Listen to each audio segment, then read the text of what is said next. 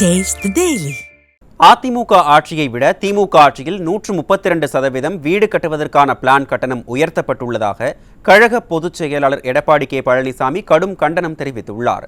ஏழை நடுத்தர மக்கள் வீடு கட்டவே முடியாது என்றும், கொள்ளையடிக்கும் திமுகவினரால் மட்டுமே புதிய வீடு கட்ட முடியும் என்றும் சிவகாசியில் நடைபெற்ற எழுச்சி பயண பிரச்சார கூட்டத்தில் அவர் விமர்சனம் செய்தார்.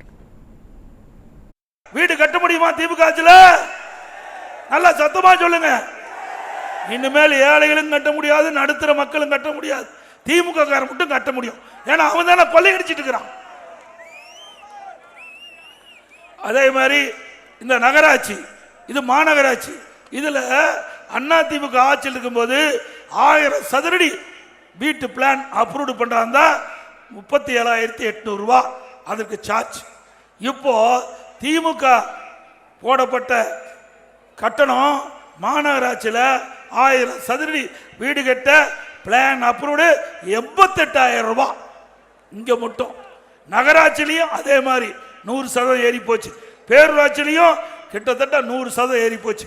ஆக இனி இந்த மாநகராட்சி, நகராட்சி, பேரூராட்சியில் வீடு கட்டணும்னா கிட்டத்தட்ட 88,000 ரூபாய் 1000 சதுரடி கட்ட வேணும்.